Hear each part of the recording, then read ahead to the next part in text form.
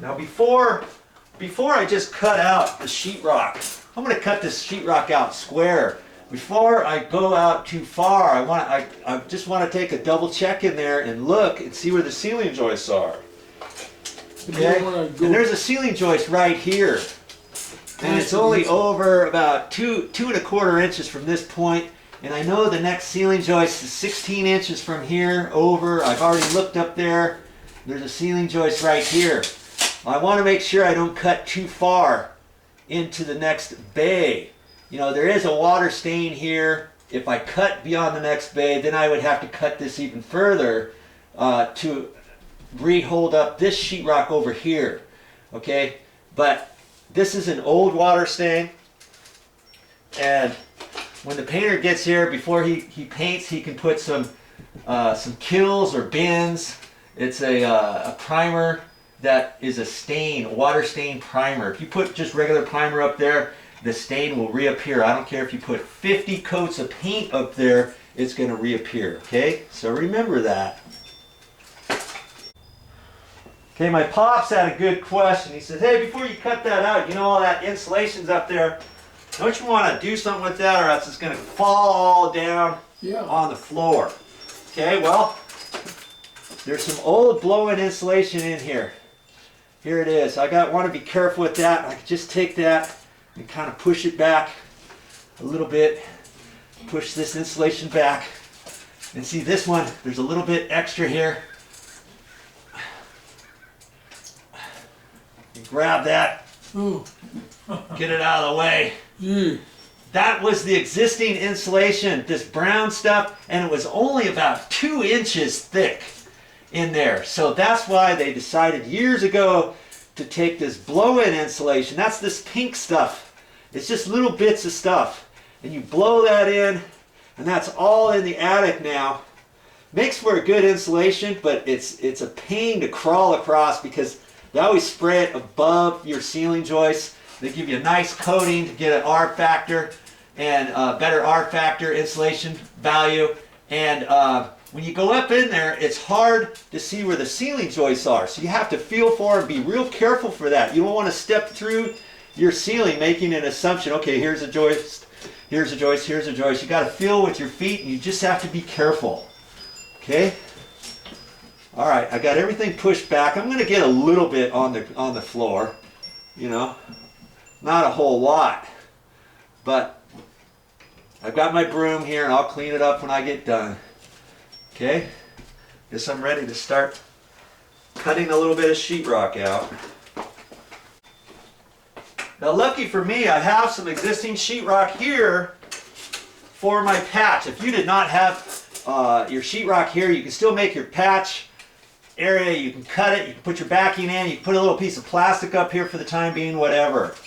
Okay, I'm going to make a decision on how far to make this, and so I'm going to transfer my lines over. I'm just going to go 8 3/8 from there, making the assumption this light fixture is going straight, and I'm going to cut this over. And I could measure from this light fixture, but I'm just going to take it from here so I get the whole thing square from whatever I'm cutting out, you know. You get some insulation coming down on you. I know, that's why I got my mask on. My shirt's all messed up now, but that's okay. Okay, now I can just kind of eyeball that, dot to dot, or I could take a straight edge if I had one, and I'm going to cut right up to the joist. Okay. And I felt around there, wanted to make sure there's no pipes or anything. Don't make any assumptions that there's nothing there and then go and cut it with a sawzall or something like that and zip right through a plumbing pipe. Zip right through an electrical line that was stapled right against the bottom edge, the bottom side edge of your joist, because you didn't feel back in there all the way, you know. Oh, I didn't think there was anything there. Now see, I raised this up, and that's where that pipe is. There's a pipe right there. And I'll show you that here real quick, just so you can see it. It's a line. It hasn't even been strapped up against the wall or anything, or the ceiling. You see, there it is. And it's not that far from the top of the joist. So when I cut, obviously if I had a sawzall, you know, with a 12-inch blade or 10-inch blade or something, I could possibly hit that, nick it, and have water spewing everywhere. And there's a tip for you. Before you start doing any demo work, let's say, find out where your main water gate valve is outside. You know, so in case you do hit something by accident, we know it's going to be an accident. That's why they're called accidents. You can run out there and shut it off. Not like you're ever going to plan on doing that, mind you. But see, here's the pipe. It hasn't been strapped or anything. And it's just laying up there. And it even has a slight kink in it, which I saw earlier. Okay, so I know I've got that little bracket right there too, and I have to go beyond that. There's two little straps that went across here, so I have to cut the sheetrock beyond that. Okay. Using a sheetrock saw. Just gonna go slow here. Line up the lines here. It doesn't have to be perfect.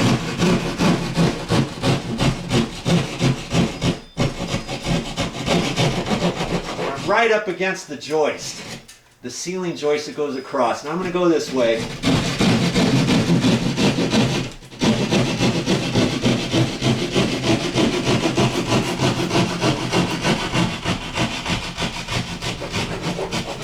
Right up against the joist there.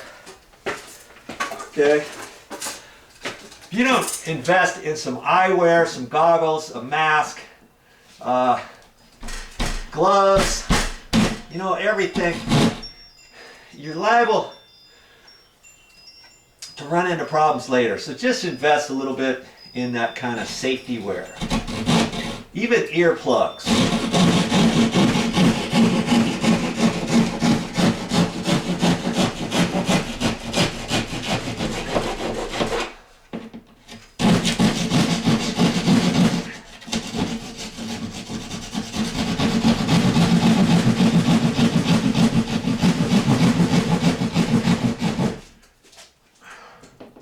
See, that's not up very far, and because I'm using just a handsaw, even if I hit the pipe, if I didn't know it was up there, it would alert me in enough time to where I'm not going to cut through it, because I'm just doing it by hand and by feel.